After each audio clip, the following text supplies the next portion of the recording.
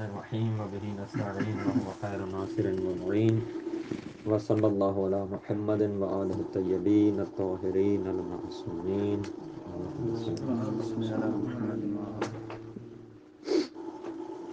الثانی مفہوم الوصف. موضوع البحث المقصود بالوصف هنا ما يعم النعت وغيره فيشمل الحال والتمييز ونحوهما مما يصلح أن يكون قيدا لموضوع التكليف كما أنه يختص إلى آخر. مفہوم مخالف کی 6 اقسام میں سے پہلی قسم کی بحث ختم ہو چکی، جس کا نام مفہوم شرط تھا، جس کا نتیجہ مصنف علیہ رحمہ کے نزدیک مفہوم شرط کا مفہوم ہوتا ہے، جملہ شرطیہ کا مفہوم ہوتا ہے. آج دوسری بحث ہے کہ بلا مفہوم ہے وصف کی، کہ وصف کا مفہوم ہوتا ہے یا نہیں ہوتا. وصف میں انتفاع وصف کے وقت حکم منتفی ہوتا ہے یا نہیں ہوتا.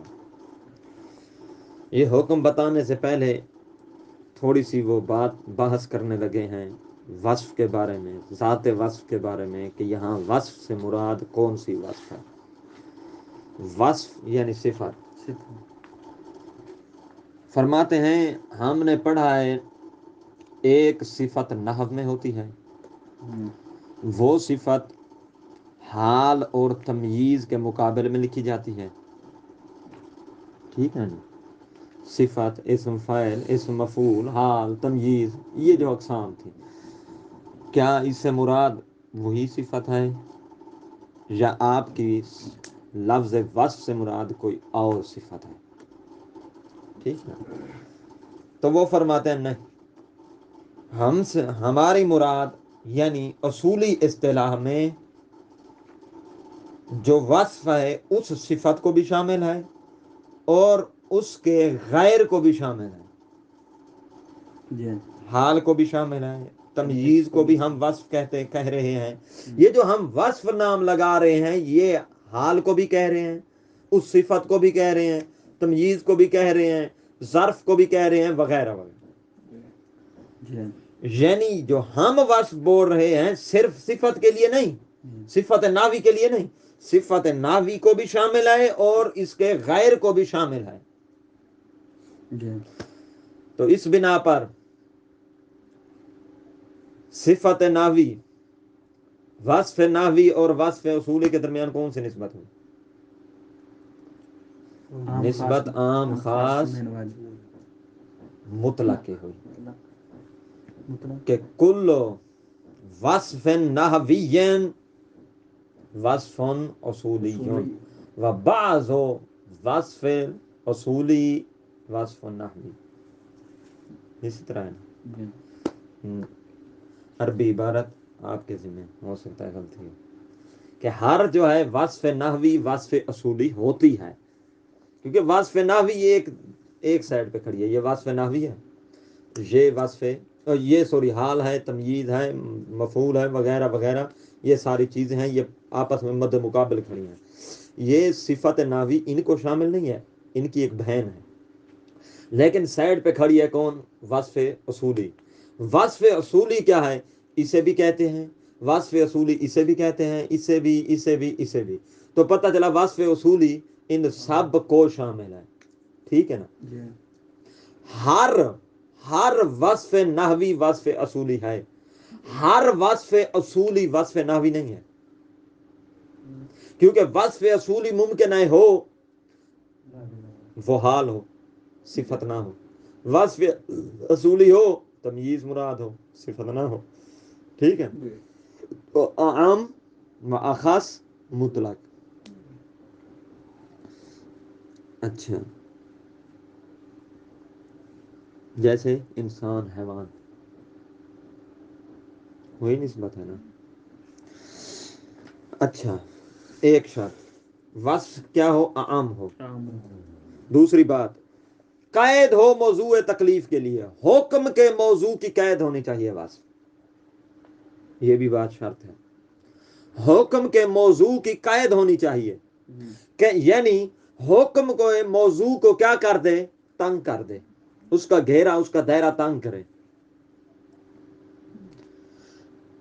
اکرم انسانن، عزت کر کس کی؟ انسان کی.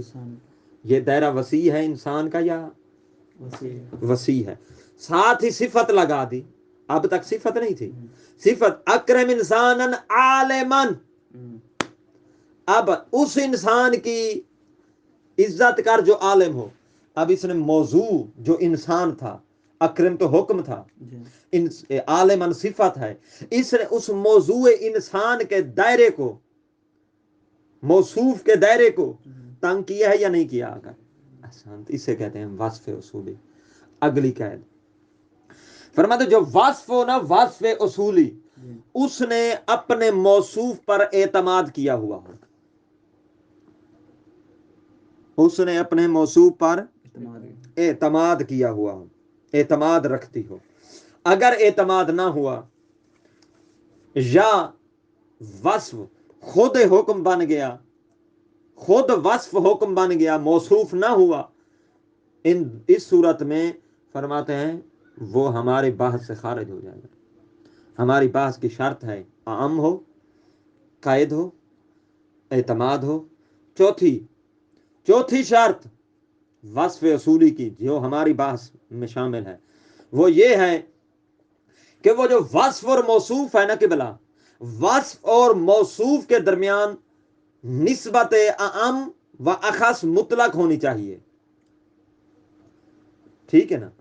اور ان میں سے بھی اعم اخص مطلق میں سے وصف اخص مطلق ہو، وہ ہماری بحث میں شامل ہے، یا اخص من وجہ ہو، تب ہماری بحث میں شامل ہے، نہیں تو نہیں. واضح ہوا یا نہیں؟ وہی اکرم انسان عالمن میں عالم کیا ہے؟ وصف ہے نا. انسان عالم، ان کے درمیان کون سی جہت پائی جاتی ہے؟ نسبت. کل عالم انسان بعض الانسان عالم، تو کون سی عام خاص مطلق کی نسبت پائی جاتی ہے نا. تو انہوں نے یہی کہا ہے وصف اور موصوف کے درمیان نسبت کون سی ہونی چاہیے؟ عام خاص مطلق کی ہونی چاہیے. ساتھ یہ شرط لگائی ہے کہ یہ جو وصف ہے یہ اخص مطلق ہو، عام مطلق نہ ہو، اخص مطلق ہو. تو آئیں دیکھتے ہیں اکرم انسانن عالمن. اب انسان موصوف ہے، توجہ، عالمن اس کی کیا ہے؟ صفت ہے. ان موصوف اور صفت کے درمیان نسبت ہے عام اخص مطلق کی، اور ہم نے شرط لگائی ہے کہ یہ وصف جو ہے اخص مطلق ہو. عالم جو ہے، عالم وصف ہے، یہ اخص ہے کس سے؟ انسان سے. انسان عام ہے.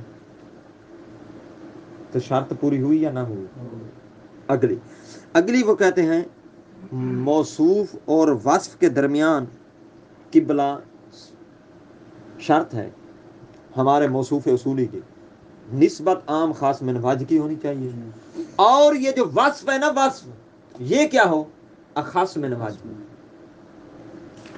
توجہ ہے؟ جس طرح کے وصف کیا ہونا چاہیے، ہاں جی، وصف اخص من وجہ ہونی چاہیے، عام نہیں ہونی چاہیے، اخص من وجہ ہونی چاہیے. جیسے فی الغنہ میں سائمہ زکوٰۃ، اس کے خود یہ مثال پہ بحث کریں گے، اس لیے ہم نہیں کریں. یہ چار قبلہ ایک ضمنی شرط ہے، وہ قید والی تین جو ہے مین شرائط ہیں، اور اسی کا پورے کا ایک ڈھانچہ میں نے آپ کے سامنے پیش کر دیا. مزید تفصیل داخل نہ، وہ اس کو ایک ہی شمار کیا گیا ہے. اگر نسبت بیک وقت ایک ہو سکتی ہے نا موصوف اور صفت کے درمیان، یا نسبت عین وقت میں ایک ہوگی، یا مطلق کی ہوگی یا وجہ کی ہوگی. اگر وجہ کی ہو تو اخص وجہ ہو، اگر مطلق کی ہو تو اخص مطلق ہو. یہ ملا کر ایک بنتی ہے. ٹھیک ہے نا؟ کیونکہ یہ تو ایک دم جمع نہیں ہو سکتی نا دو. نسبت تو نصب اربع میں سے ایک ہی پائی جا سکتی ہے عین وقت میں آنن واحدہ.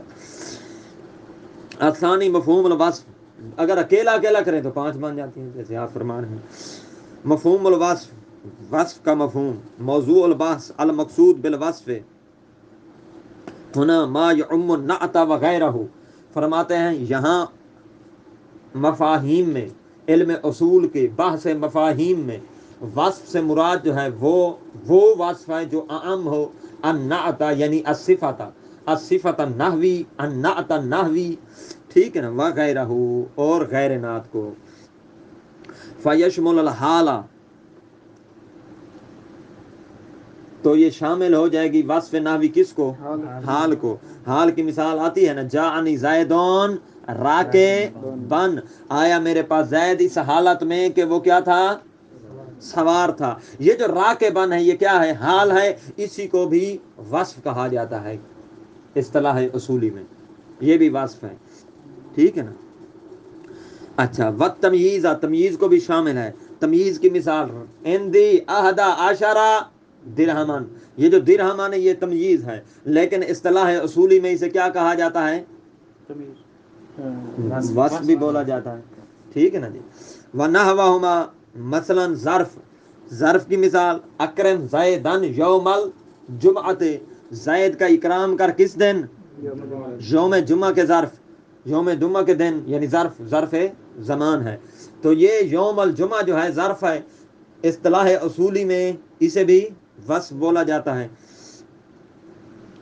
اچھا، یہ جو وصف ہے جو عام ہے یہ ان میں سے ہونی چاہیے مما یصلح ہو، جو صلاحیت رکھتی ہو کہ ان یکون قائدا لموضوع تکلیف، کہ وہ قید بن سکے کس کے لیے؟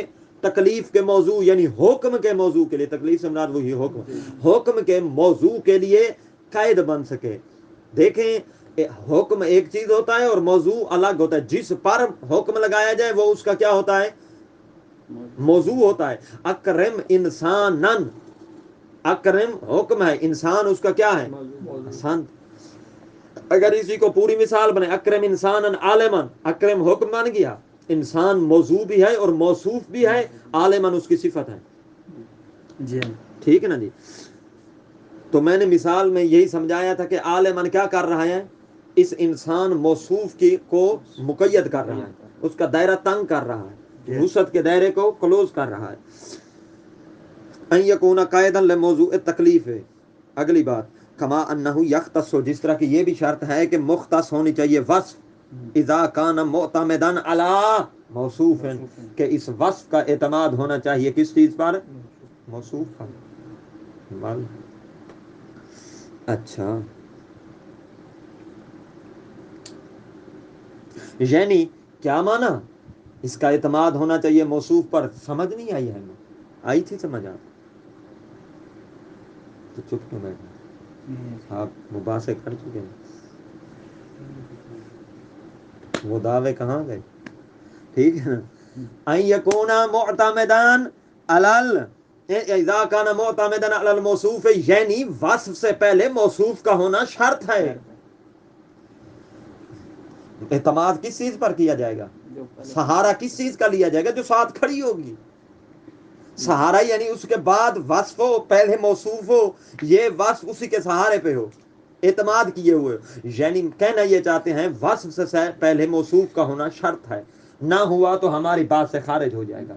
قبلہ فلا یشمل ما اذا کان الوصف نفسه موضوعا للحکم، پس ہماری بحث، مورد بحث کو شامل نہیں ہے وہ وصف کہ جہاں خود وصف موضوع بن رہا حکم کے لیے، موصوف نہ ہو، موصوف نہ ہو بلکہ یہی وصف حکم کا موضوع بن رہا ہو، وہ ہمارے مورد بحث کو شامل نہیں ہے.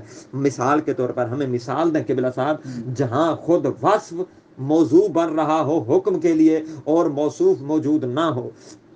فرماتے ہیں وسارقو، وسارقۃ فاقطعوا ایدیہما، سارق چور، وسارقہ چورنی، ٹھیک ہے نا. فاقطعوا ایدیہما، ان دونوں کے ہاتھ کاٹ دو.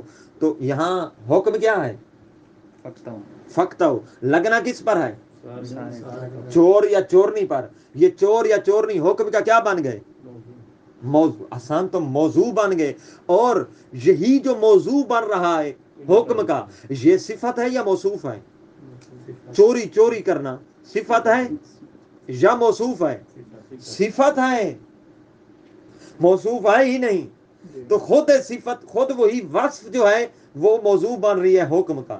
تو یہ فرماتے ہیں اگر یوں ہو تو ہمارے مورد بحث سے خارج ہو جائے گی. فَإِنَّ مِثْلَ هَذَا يَدْخُلُ فِي بَابِ مفہوم اللقب، اس جیسی مثالیں مفہوم لقب میں شامل ہو جاتی ہیں. یہ ویسے سارے تو موضوع تو سارے کو، سارے کا جو ہے اس کو بنایا جا سکتا ہے. موضوع ہے ہی سارے کا، لیکن ہماری شرط کیا تھی؟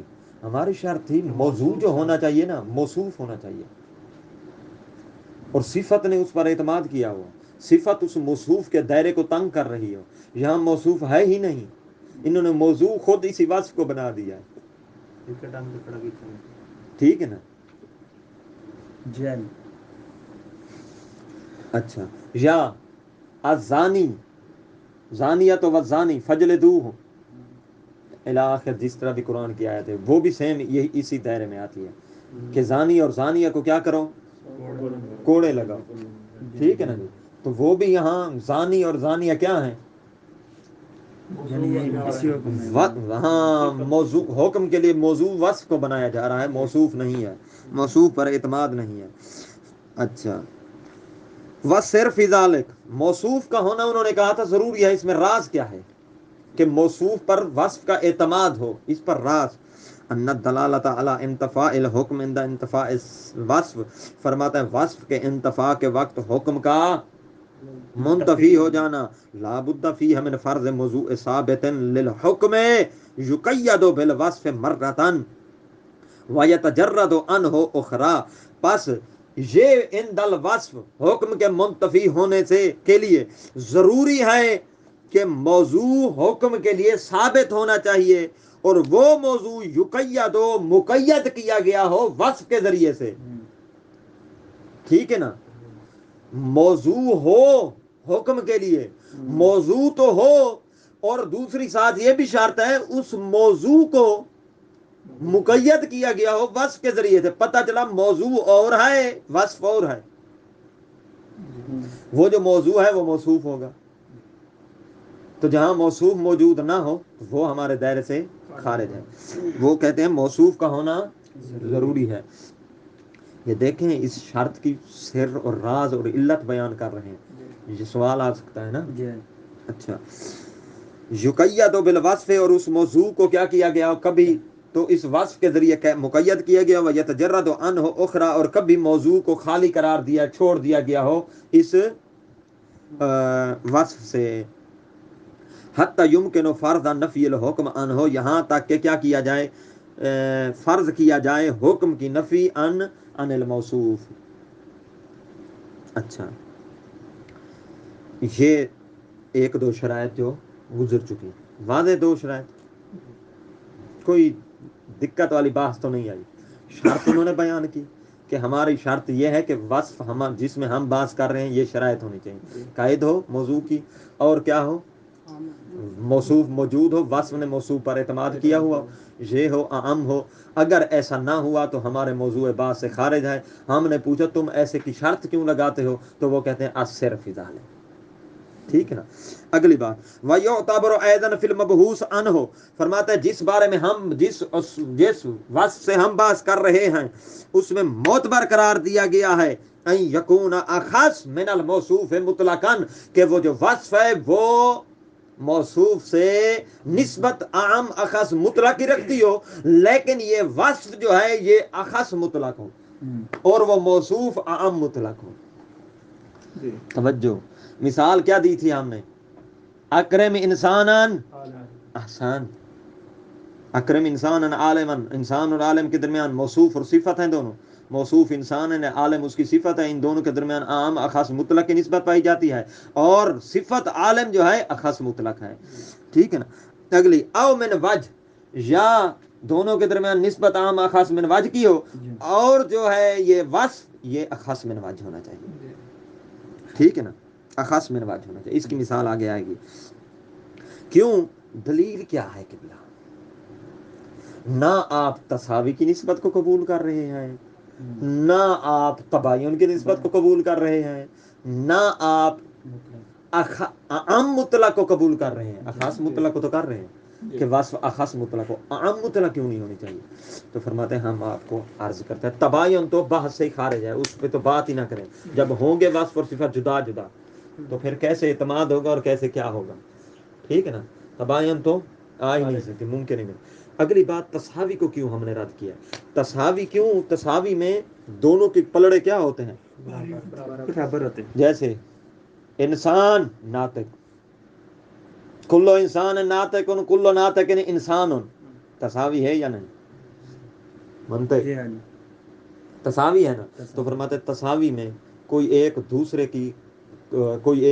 کے دائرے کو تنگ نہیں کر سکتا، کوئی ایک دوسرے کی قید نہیں بن سکتا. اس لیے یہ تساوی ہمارے مورد سے خارج ہے. ہم نے کہا تھا کہ وصف کیا کرے؟ موصوف کے دائرے کا مقید کرے، تنگ کرے. ٹھیک نا. اور اگلی عام مطلق کیوں نہیں بن سکتا؟ عام مطلق میں کیا ہوتا ہے؟ عام مطلق میں اگر وصف عام مطلق ہو تو موصوف کے دائرے کو الٹا وسعت دے گی، نہ کہ اسے تنگ کرے گی. ٹھیک ہے نا، اس لیے وہ بھی نہیں بن سکتا.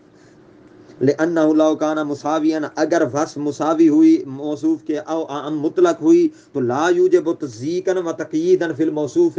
یہ علت ہے. سوال آ سکتا ہے کہ وصف ٹھیک ہے نا عام مطلق کیوں نہیں بن سکتی اور مساوی کیوں نہیں بن سکتی؟ تو جواب لأنه لا یوجب تضییقا و تقییدا فی الموصوف، کیونکہ اس وقت پھر وہ تضییق اور تقیید کا موجب نہیں بنے گی موصوف کے لیے. حتی جسے فرض انتفاع الحکم عن الموصوف عند انتفاع الوصف، یہاں تک کہ ہم وصف کے منتفی ہونے کے وقت موصوف سے حکم کے انتفاع کے قائل ہوں، صحیح قرار دیں. جب ہوگا ہی، جب دائرہ ہی نہیں تنگ ہوگا تو پھر اس طرح نہیں ہو سکے گا. اب بہرحال یہ تو پتہ چل گیا کہ یہ دونوں داخل نہیں ہیں.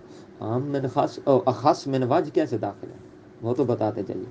تو فرماتے اما دخول الاخص من وجہ فی محل البحث، اخص من وجہ کا محل بحث میں داخل ہونا، فانما ہوا بالقیاس، یہ قیاس ہم نے کیا ہے. ٹھیک ہے نا. کس چیز کے الی مورد افتراق الموصوف عن الوصف. ہاں دیکھیے گا، ادھر دیکھیے گا منطق پڑھنے والے، ہم باخص من وجہ میں ادھر دیکھ رہے ہیں، آپ کیوں نہیں دیکھ رہے؟ ٹھیک ہے، آپ نے بھی تو پڑھی ہے. اچھا، ہم اخص من وجہ میں کیا ہوتا ہے؟ دو تین مادے اشتراک ہوتے ہیں. کل تین جہات ہوتی ہیں. آسان، دو مادہ افتراق اور ایک مادہ اشتراک. وہ جو دو مادہ افتراق ہوتے ہیں، ایک کیا ہوتا ہے؟ وصف موصوف سے جدا ہو، ایک میں ہوتا ہے موصوف وصف سے جدا ہو. ٹھیک ہے نا. اور یہ جو خاص مطلق ہے اس میں بھی ہمارا مورد بحث کیا ہے؟ جب وصف موصوف جو ہے وصف سے جدا ہو. اگر وصف موصوف سے جدا ہو پھر بھی ہمارا مورد بحث نہیں ہے. ٹھیک ہے نا. نہیں سمجھا؟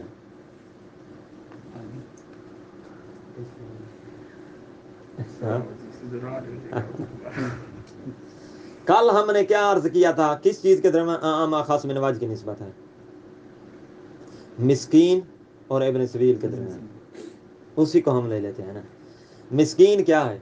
کبھی کبھی ایسا ہوتا ہے انسان مسکین ہوتا ہے، ابن سبیل نہیں ہوتا. اور کبھی کبھی ایسا ہوتا ہے کہ ابن سبیل ہوتا ہے، مسکین نہیں ہوتا. ہم فرض کرتے ہیں ابن سبیل کو موصوف اور مسکین کو کیا بنا لیتے ہیں؟ فرض کر رہے ہیں. ابھی فرض سمجھنے کے لیے، بس یہ نہ کہنا کہ ٹھیک ہوگا یہی. اچھا، فرض کر رہے ہیں، نتیجہ صحیح ہونا چاہیے.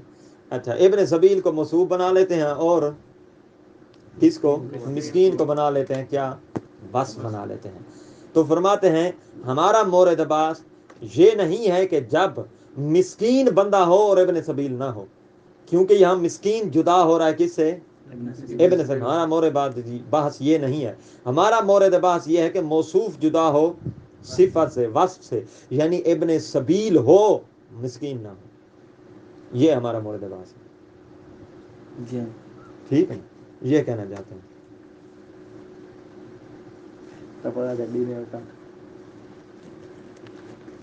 چلو پھر نصیب.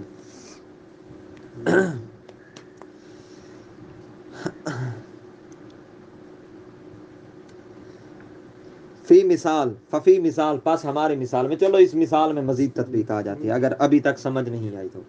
عین مثال میں تطبیق آ جائے گی. فی الغنم سائمہ زکات. غنم سائمہ میں اس غنم میں جو غنم سائمہ ہو. موصوف کیا ہے؟ غنم. صفت کیا ہے؟ سائمہ. زکات کیا ہے؟ حکم ہے. ٹھیک ہے نا جی. غنم عام ہے یا نہیں ہے؟ عام ہے. سائمہ کیا ہے؟ اخاص ہے. اور اس کے دائرے کو خاص کر رہا ہے یا نہیں کر رہا؟ غنم ہر غنم نہیں، وہ غنم جو باہر سے چرتی ہو. ٹھیک ہے نا. اخاص یعنی مقید کر رہا ہے. تنگ کر لیتا ہے. ہاں. اور دوسرا کیا کہہ رہے ہیں؟ وہ غنم جو سیما ہو. یہ نہیں کہا کہ وہ سیما جو فلاں ہو. یعنی موصوف مراد ہے. ٹھیک ہے نا. اور صفت کیا ہے؟ صفت سے جدا ہو رہا ہے. مفہوم میں جب مفہوم نکالیں گے دیکھیں گے موصوف ہوگا صفت ہوگی ہی نہیں. ٹھیک ہے نا. کیسے؟ فرماتے ہیں یکون مفہوم ہو. اس کا مفہوم لو کان لہو مفہوم، اگر ہم اس کے مفہوم کے قائل ہوتے ہیں. کیا بنتا ہے مفہوم؟ فی الغنم سیما زکات. یہ منطوق ہے. غنم سیما میں کیا ہے؟ زکات ہے. اس کا مفہوم عدم وجوب زکات فی الغنم المعلوفہ. غیر سیما کو میں معلوفہ پڑھ رہا ہوں. ٹھیک ہے نا. عدم وجوب زکات فی الغنم. زکات واجب نہیں ہے اس غنم میں جو کیا ہو؟ معلوفہ ہو. سیما کا مقابل معلوفہ آئے گا نا. غیر سیما کون ہوتی ہے؟ یہ تو پتہ ہے نا آپ کو. زکات اس غنم میں واجب نہیں ہے جو معلوفہ ہو. کہاں ہے صفت؟ وہ سیما والی. تو موصوف جدا ہو رہا ہے کس سے؟ آسان. تو یہی ہمارا مورد بحث. اچھا. وَأَمَّا بِالْقِيَاسِ إِلَى مورد افتراق الوصف عن الموصوف. ہاں اگر یہ سائڈ لیں کہ وصف جدا ہو رہی ہو موصوف سے، فلا دلالت له علی المفہوم قطعا، تو اس کی دلالت مفہوم پر قطعی طور پر نہیں ہوتی. فلا يدل المثال على عدم الزکات فی غیر الغنم السیمہ.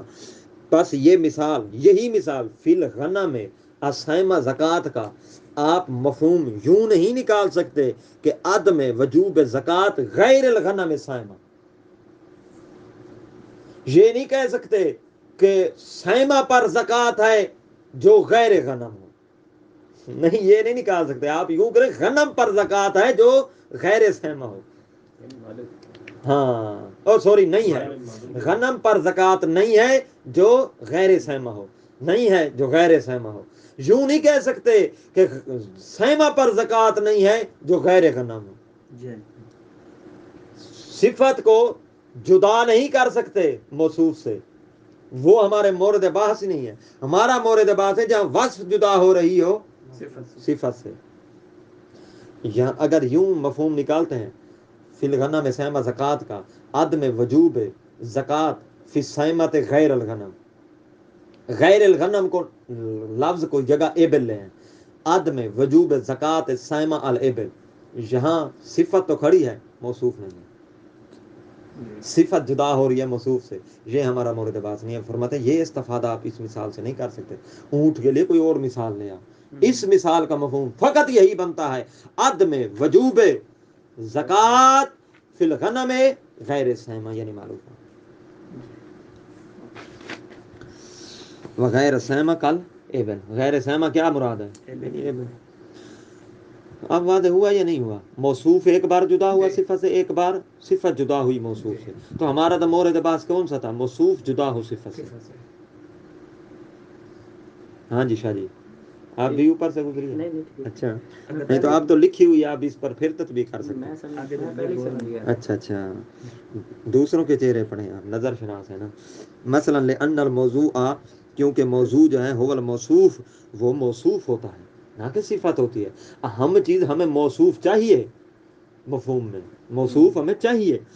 وہ صرف موضوع جو ہے وہ موصوف ہوتا ہے، الذی هو الغنم فی المثال، جو مثال میں غنم ہے یہ موضوع ہے ہمارا اور یہی موصوف ہے. یجب ان یکون محفوظا فی المفہوم، اس موضوع اور موصوف کے لیے واجب ہے کہ یہ مفہوم میں محفوظ رہنا چاہیے. توجہ. ولا اب یہ بھی آپ سے کوئی پوچھ لے قبلہ فی الغنم سہمہ زکوٰۃ میں جو شرط آپ نے لگائی ہے کہ موصوف جدا ہو کس سے؟ صفت سے، تو مفہوم ہوگا. اگر صفت جدا ہو موصوف سے تو نہیں ہوگا. اس کی علت کیا ہے؟ یہ اس کی علت بھی بن سکتی ہے کہ لأن الموضوع وهو الموصوف الذي هو الغنم في المثال يجب ان يكون محفوظا في المفهوم ولا يكون متعرضا لموضوع آخر. اور یعنی یہ ہمارا موضوع کسی دوسری جہت دوسرے موضوع کے درپے بھی نہیں ہے. یعنی ہمیں کوئی ایبل اوبل سے نہیں لینا. ہماری بات غنم میں ہے تو ہماری بات غنم میں ہے. ہمیں ایبل بکر اس سے کوئی لین دین نہیں ہے.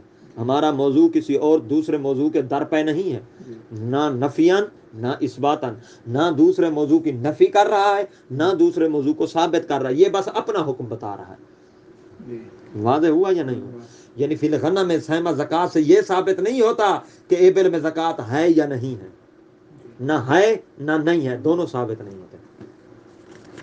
توجہ. فما ان بعض شافعی قبلہ مصنف صاحب سے عرض کر رہے ہیں قبلہ یہ آپ نے یہ کیوں بات چھیڑی ہے؟ ٹھیک ہے نا، اتنی دقت کی باتیں کی ہمارے سروں سے اوپر گزرنے لگی، تھک گئے تھے. فما ان بعض شافعیہ، بعض شافیوں سے اس طرح کی باتیں وارد ہوئی ہیں. من القول بدلالت القضیۃ المذکورہ، انہوں نے کہا ہے، وہ قائل ہوئے ہیں کہ اس قضیہ مذکورہ کی دلالت علی عدم زکوٰۃ فی الابل پر ہوتی ہے. یہ جو قضیہ ہے نا فی الغنم سہمہ زکوٰۃ، انہوں نے اس کا مفہوم کیا نکالا ہے؟ عدم وجوب زکوٰۃ السہمہ غیر الغنم، یعنی السہمہ الابل. ٹھیک ہے نا؟ سوری، الابل المولوفہ، الابل المولوفہ، عدم وجوب زکوٰۃ علی الابل المولوفہ. لا وجہ لو قطعا، مصنف فرماتا ہے اس کی کوئی وجہ نہیں بنتی. تھوڑا سا پڑھ لیں تاکہ کل اپنے دائرے کو محدود کر سکیں. بالکل کوئی چیز نہیں ہے. الاقوال فی المسئلۃ والحق فیہا، یہ تو ہم نے بات ساری پڑھ لی. قبلہ بھی اس کا مفہوم ہے بھی یا نہیں یہ تو ہمیں بتاتے جائیں آپ کے نزدیک. تو فرماتے ہیں اس مسئلہ میں اقوال اور ہمارا حق کو. لا شک فی دلالت تقیید بالوصف علی المفہوم، کوئی شک نہیں ہے کہ مقید فی دلالت تقیید بالوصف، وصف کے مقید ہونے کی دلالت علی المفہوم، مفہوم پر، عند وجود القرینۃ الخاصہ، جب کوئی قرینہ، وہی بات جہاں مفہوم شرط میں جب کوئی قرینہ موجود ہے دلالت پر تو دلالت ہوگی، جب عدم دلالت پر قرینہ ہے تو پھر عدم دلالت ہوگی. ہمارا حق قول کہاں آئے گا؟ جب کوئی قرینہ موجود نہ ہو پھر مفہوم ہے یا نہیں ہے. اگر مفہوم پر قرینہ موجود ہے تو مفہوم ہوگا، عدم مفہوم پر ہے تو مفہوم، تو عدم مفہوم ہوگا. قرینہ کے ساتھ چلیں گے. ہماری بحث یہ ہے کہ جب قرینہ بھی نہ ہو پھر وصف مفہوم پر دلالت کرتا ہے یا نہیں کرتا. لا شک کا کوئی شک نہیں ہے فی دلالت تقیید بالوصف، وصف کی تقیید کی دلالت ہوتی ہے مفہوم پر. یعنی وصف کیا کرتا ہے؟ مفہوم پر دلالت کرتا ہے. مفہوم وصف کا مفہوم ہوتا ہے، وصف کا مفہوم ہوتا ہے کب؟ عند وجود القرینۃ الخاصہ، جب کوئی قرینہ خاصہ اس کے مفہوم پر دلالت کر رہا ہو.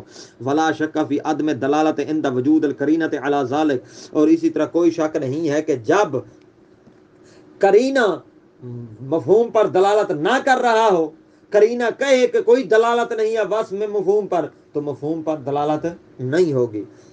مثل ما اذا وارد الوصف مورد الغالب، جس طرح کے اکثر موارد میں یہی صفت واقع ہوتی ہے.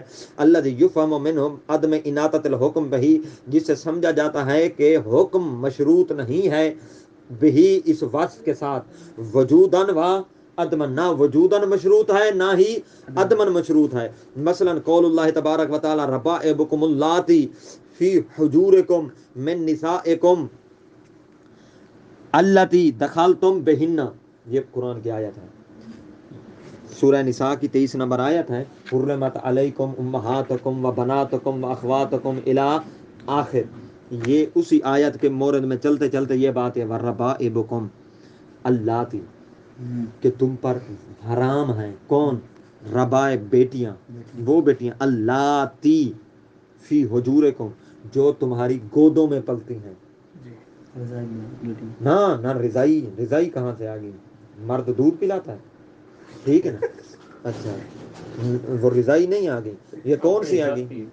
نہ ذاتی بھی نہیں. ذاتی تو ویسے وہ پیچھے امہاتکم و بناتکم آ گیا. آ رہا ہے نا آگے من نسائکم تمہاری بیویوں کی بیٹیاں جو پیچھے سے لاتی ہیں وہ تم پر جو تمہاری گودوں میں پلتی ہیں وہ تم پر کیا ہے؟ حرام ہے. دوسری شادی کر لی نال بچے. ہاں لیکن شرط اللہ دخل تم بہننا جب تم ان بیویوں سے دخول کر چکے ہو تو یہ بیٹیاں تم پر کیا ہو جاتی ہیں؟ حرام ہو جاتی ہیں. فإنه لا مفہوم لمثل هذه القضیة مطلقا اس قضیے کی مطلقاً جیسا جناب ہے اس قضیے کی مطلقاً مفہوم نہیں ہے. اذ یفہم منہ اس سے سمجھا جاتا ہے کہ ان وصف الربائب بانها فی حجورکم کہ وصف ربائب کیا ہے جو پلتی رہی ہیں بچیاں حجورکم تمہاری گودوں میں لأن غالبا تکون کذالک اکثر اسی طرح ہوتا ہے. وہ جو پیچھے شادی شدہ ہوتی ہے بچے دار ہوتی ہے وہ لے کر آتی ہے اور اسی شوہر کے پاس آ کر کیا کرتی ہے؟ پالتی رہتی. اب شوہر کی گود سے مراد یہ نہیں گود میں اٹھاتا ہو یعنی اس کے گھر میں پڑ رہی ہے. والغرض منہ الاشعار بعلت الحکم اسی طرح مولا علی علیہ السلام نے جناب اسماء بنت امیس سے جب شادی کی تھی ابو بکر کی بیوی سے ٹھیک ہے نا تو وہ ساتھ دو بچے وہ کہتے ہیں جناب محمد بن ابی بکر بھی تھے اور ایک چھوٹی بچی وہ کہتے ہیں جناب کلثوم تھی. وہ یہ علا قول اگر قائل ہو جائیں جو ان کے پاس روایات ہیں ٹھیک ہے نا یا بعض ہماری کتب میں روایات ہیں کہ شادی ہوئی تھی کلثوم بنت علی علیہ السلام تھے تو وہ بعض کہتے ہیں کہ یہی کلثوم تھی. اس لیے اس کی دلیل انہی کی کتب میں ملتی ہے یہ بات کہ جب ثانی نے رشتہ مانگا تھا نا وہ مولا علی علیہ السلام سے پہلے حضرت عائشہ سے مانگا تھا. حضرت عائشہ سے رشتہ مانگنا اس بات کی دلیل ہے کہ وہ اس کی بہن تھی ٹھیک ہے نا. علی علیہ السلام کی سکی بیٹی سلبی نہیں تھی بلکہ وہ ساتھ لائی تھی اسماء بنت امیس جس حال میں بھی. اچھا یہ علا قول. اچھا انا از یفہم یہ پڑھ چکے ہیں. والغرض منہ الاشعار بعلت الحکم غرض اس میں کیا ہے اس موصوف پر یہ حکم کیوں آیا یعنی اشارہ کرنا کہ علت الحکم کیا ہے حکم کی علت کی طرف اشعار کرنا ہے یعنی اس موصوف پر حکم کیوں آیا ہے. اذ ان اللائی تربا فی الحجور تکون کالبنات وہ لڑکیاں جو پالی جاتی ہیں گودوں میں وہ کس کی طرح ہوتی ہیں؟ بیٹیوں کی طرح ہوتی ہیں. وانما الخلاف عند تجرد یہ تو ہو گیا اگر قرینہ دلالت کرے مفہوم پر تو مفہوم ہے قرینہ دلالت کرے عدم مفہوم پر تو مفہوم نہیں ہے. خلاف اصل یہ ہے کہ انما الخلاف عند تجرد القضیۃ عن القرائن الخاصہ جب قضیہ خالی ہو جملہ خالی ہو قرائن خاصہ سے فانہم اختلفوا فی ان مجرد التقیید بالوصف تو وہ کہتے ہیں مجرد موضوع کا مقید ہونا وصف کے ساتھ حال یدل علی المفہوم اے انتفاء الحکم الموصوف عند انتفاء الوصف کیا یہ دلالت کرتا ہے کہ وصف کا مفہوم ہے یعنی وصف کے منتفی ہونے کے ساتھ موصوف کا حکم منتفی ہوتا ہے او لا یدل یا دلالت نہیں کرتا. نظیر الاختلاف المتقدم فی التقیید بشرط اس اختلاف کی وہی مثال ہے جو مفہوم شرط میں ہم بیان کر چکے ہیں جملہ شرطیہ میں. وفی المسألۃ قولان قبلہ صاحب آپ اپنا قول تو بتا دیجئے تو فرماتے ہیں اس مسئلہ میں دو قول ہیں. بعض کہتے ہیں کہ اس کا مفہوم ہے جب قرائن خاصہ سے خالی ہو بعض کہتے ہیں کہ اس کا مفہوم ہے اور بعض کہتے ہیں کہ مفہوم نہیں ہے یعنی عند انتفاء الوصف منتفی ہو جاتا ہے حکم موصوف اور بعض کہتے ہیں کہ منتفی نہیں ہوتا. مشہور کیا ہے القول الثانی هو عدم المفہوم مصنف کا قول یہ ہے کہ وصف کا مفہوم نہیں ہے. والحمد للہ رب العالمین.